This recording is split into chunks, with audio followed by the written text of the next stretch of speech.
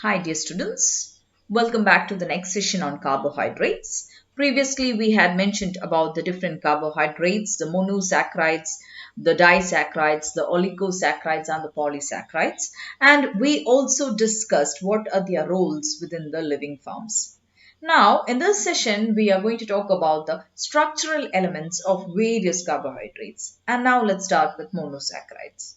Monosaccharides are the ones which on hydrolysis will give you only one sugar or one monosaccharide is being released, and glucose and fructose is a common example of it. And if you go to analyze monosaccharides, they can either have a aldehydic group or a free aldehydic group or a ketone group. Now, when the C double bond O is being found at the terminal end or towards the end of a carbon chain, it would result in the formation of an aldehydic group because the C or the carbon atom is get linked with a hydrogen atom if the C double bond O is being found at the towards the end of a carbon chain. So that will result in the formation of an aldehyde. The group CHO is referred to aldehyde. And if the C double bond O is being found in between of the carbon chain, it will result in the formation of a ketone, a ketose group or a ketone is being present. And in a monosaccharide, you can either have an aldehyde or a ketone group. And in addition to that, you can see that various hydroxyl groups are being found attached to it. Now, a 3-carbon derivative is called the glyceraldehyde here, and the ketone derivative of the 3-carbon one is referred to as a dihydroxyacetone. Now, if you go to consider a glucose, it is a 6-carbon compound which is having an aldehyde group, and fructose, the sugar which is being found in the fruits, that is a what? It's a 6-carbon compound with a keto group attached to it. So and you also have a 5-carbon compound here, ribose. You can see that ribose is there, and this you see it is having a 5-carbon and an aldehyde group attached to it. And 2-deoxyribose is nothing but when one oxygen is being removed from here. Okay, it will result in the formation of a what? A 2-deoxy-D-ribose. That is the one which is being presented over here. Now, all these monosaccharides, they are being found to be colorless crystalline solids which have been soluble in water, and but they are insoluble in the non-polar solvents. And usually they do have a sweet taste. And you can see that the backbone of the monosaccharide is an unbranched carbon chain in which all the carbon atoms are linked by single bonds. And one of the double bond, as I told you, will constitute to the carbonyl group. When it's terminal, it's called the aldose, and when it is being found in between, it is called the ketose. And the simplest monosaccharides are 3-carbon trioses. Now, for example, as we told, 3-carbon we had glyceraldehyde and dihydroxyacetone. That is what these are the simplest most monosaccharides. Now, sometimes they can have 3 carbons, or they can have 4 carbons, or they can have 5 carbons, 6 carbons or 7 carbons. Based upon the number of carbon atoms which have been present in the carbohydrates or in the monosaccharides, they can be called as trioses, tetroses, pentoses, hexoses and heptoses and all. Now, glucose being a 6-carbon compound, it is called a hexose. But it is a aldose sugar, and fructose is a hexose which is a ketose sugar. And ribose, as I told you earlier, it is a pentose sugar. And if you go to have erythrose is a tetrose and it is a aldehydic group. And if it is erythrulose, then it is a ketone group which is having a 4-carbon carbon compound. Now, if we consider the most commonly discussed glucose molecule, it has a molecular formula of C6H12O6. And the same glucose molecule can be written in a different form called the Fittig-Bayer formula, where you write it as CHO, CHOH 4 times and CH2OH. Now, when you look into the Fittig-Beyer formula, you can identify that it has an aldehyde group attached to it. And another way of representing the glucose moiety is in the form of a Fischer projection formula, where you split the 6 different carbon atoms, and as well as the hydroxyl moieties as well as the CHO group is all attached to it, and it is depicted as shown below. Now, when you look onto the Fischer projection formula, you can see that when you go to number them, you number them CHO. This is 1, 2, 3, 4, 5 and 6. And you can see that the carbon atoms, now for example here C is being found, the C2 is being found attached to 4 different moieties. So the C2 is being found to be asymmetric in nature. The same is the case with C3 also. And C4 also you have, and similarly you have what? You can see that 4 asymmetric carbons are being present within the what? Within the glucose moiety. And using this Fischer projection formula, thus we identified the presence of asymmetry in the glucose moiety. Now, if you go to look onto the same glucose structure, okay, the Fischer projection formula for different other sugars. You can see that you can represent the glyceraldehyde like this. The 4 carbon compounds like erythrose and threose have been represented like this. And you have the 5 carbon compounds like ribose, arabinose, xylose, lysose, etc. And 6 carbon compounds glucose, mannose, galactose and all, that has also been represented over here. Now, let's talk about something else over here. Sometimes you can see that in aqueous solutions, the glucose does not exist as a Fischer projection formula, but sometimes it might obtain a ring form like structure. Now, this is not only for glucose, but all when the carbon atoms are being found to be greater than 5, such monosaccharides will have a tendency to form a ring-like structure. And that mainly happens in the aqueous solutions. Now, this is a representation of glucose forming a ring-like structure, and this is a ring-like structure of ribose. So, let's see how that happens. Now, if you go to consider the glucose moiety, you can see that the C double bond O found at the first carbon atom can have an attack on the 5th OH group, that is the OH group attached to the C5. And as a result, what happens? A bonding can happen between them, that is a bending of this linear chain happens, resulting in the formation of a ring-like structure. So here C double bond O was there, and what happens? The C double bond O is reacting with the OH group. And what happens as a result of that? As a result of that, it becomes like, see here, this is the C1.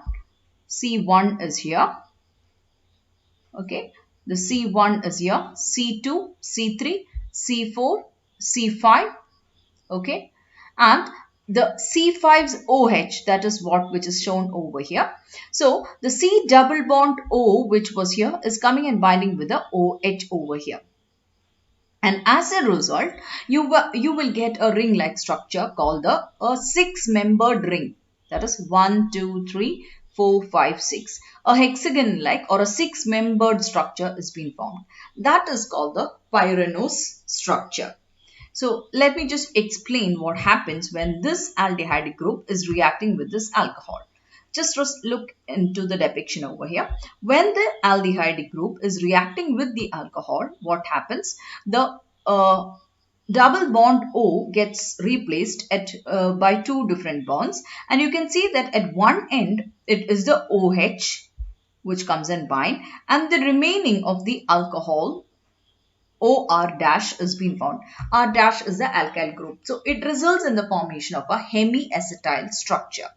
And this hemiacetyl structure, it has been found to be attached to a 5-membered ring over here in the case of glucose, and you can see a structure called pyranose, which is similar to that of the parent 6-membered ring pyran. It is called pyranose because it is similar to that of the parent molecule called pyranose.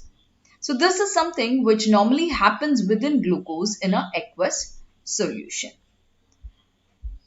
Now, in the same way, you can also see that in aqueous solutions, glucose is not only forming a 6-membered ring, but it could also form a 5-membered ring when this keto group is, or the terminal keto group, is attacking the what?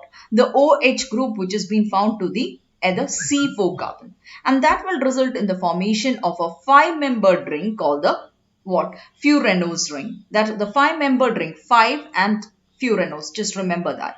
The 6-membered ring is called the pyranose and this 5-membered ring is called the what? 5-furanose. So, in aqueous solution, glucose can form different forms. Either it can form a furanose ring or it can also form a pyranose ring, and you can also see that there are slight differences also. You can see that it is written as alpha D glucopyranose, glucofuranose, as well as alpha.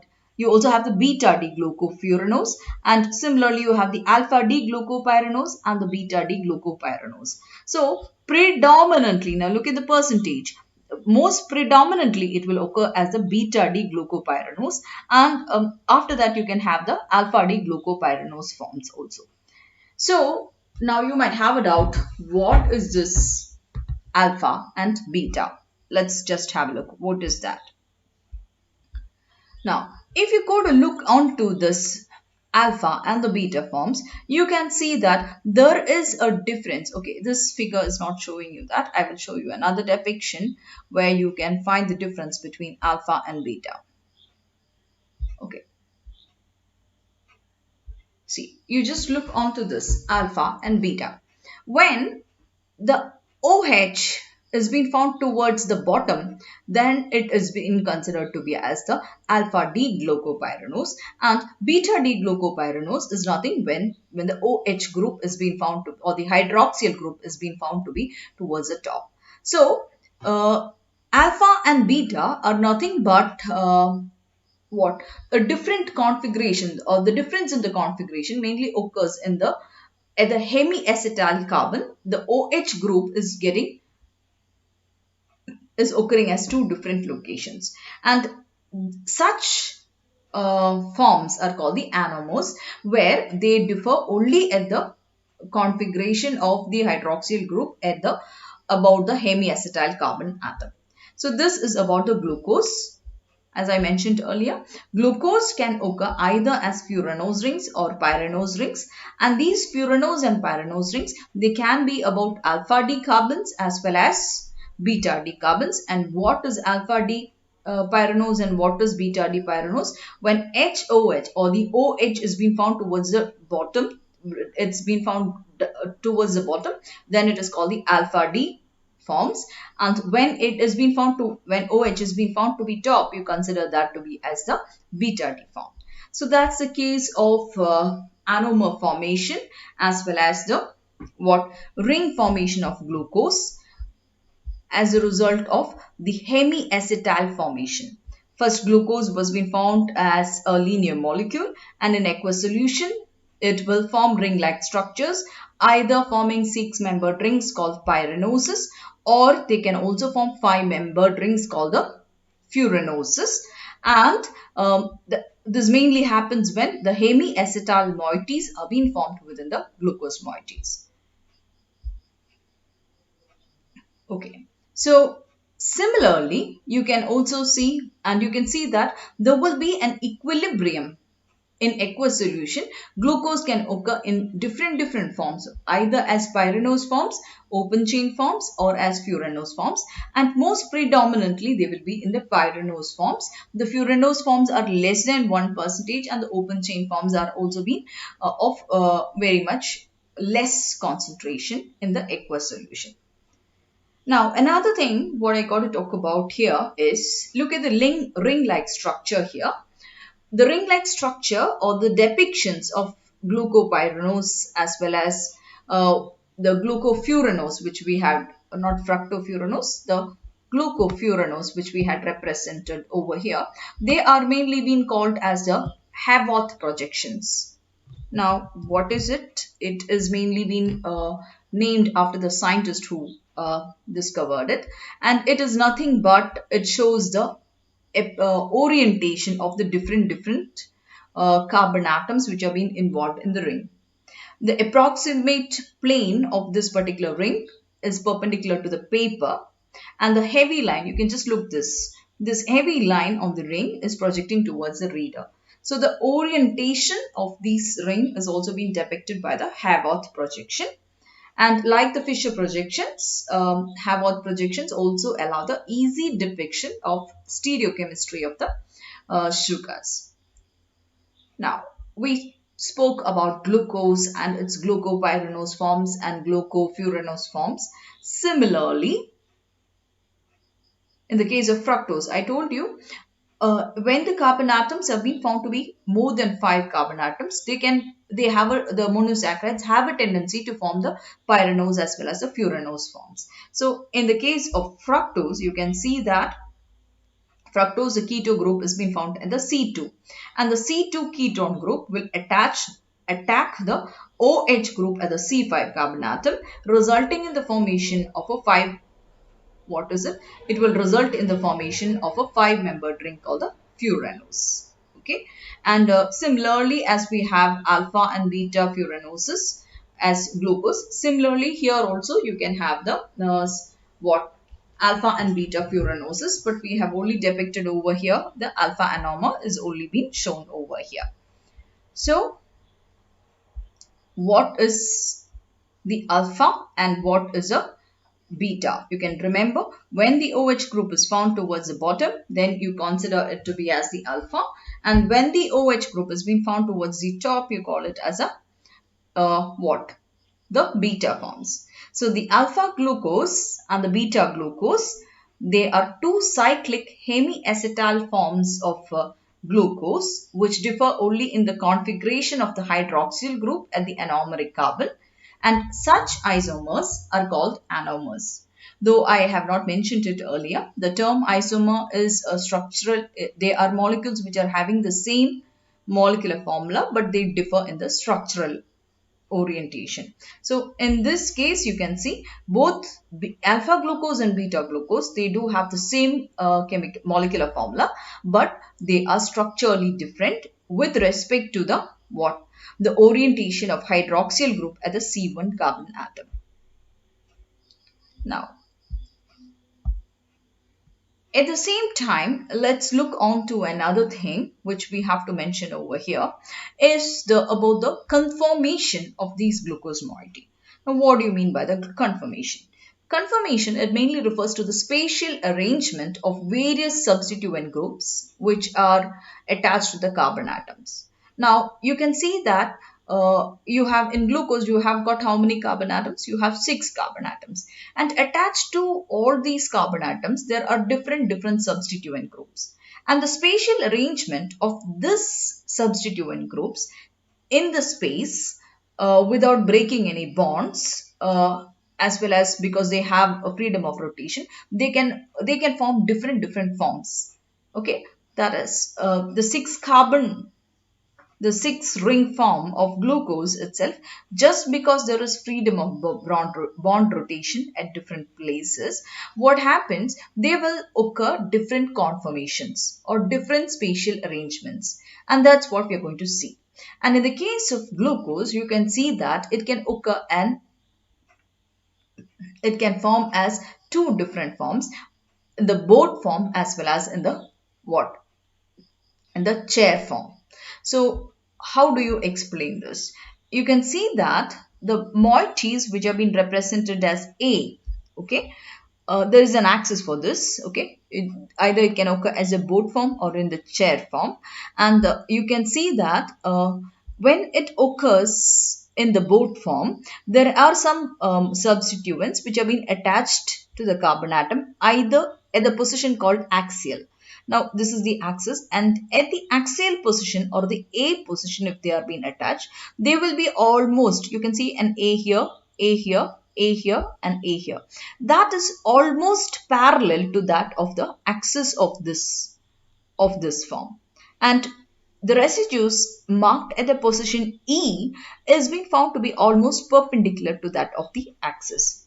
So the ring-like structure is being folded, or it is being oriented in this space in such a way that it forms a boat form, or a spatial arrangement of the substituent groups happen, resulting in the form of boat-like structure in the case of glucose. And at the same time, it can form another type called the chair form also. And here also you can see the orientation of the substituent moieties will be different. Okay, in the similar case, A is parallel to the moieties A represented as parallel to the axis, and E is approximately perpendicular to the axis of it. And this is the depiction of the alpha D-glucopyranose in the chair form of glucose. I hope you got an understanding about the different structures of monosaccharides, and we have given examples basically on the occurrence of glucose in different forms. So we started with glucose, and glucose we explained it to have a what?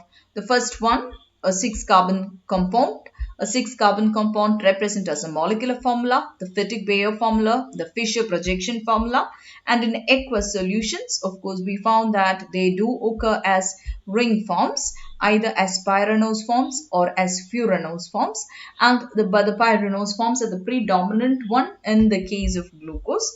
And sometimes, and this formation is mainly due to the presence of due to the formation of hemiacetyl groups, where by the attack of the C double bond O with a 5-OH, resulting in the formation of pyranose forms. And this type of representation is also called the Havoc projections. And you can see in aqueous solutions, what happens, they could also attain conformations. Or what are conformations? Conformations mainly refers to the spatial arrangement of the moieties across the in the space across the different carbon sources, and it could carbohydrates like glucose can attain either a boat form of conformation or a chair form of conformation. Hope so this is clear to you. With this we come to an end of the session. Thank you for now.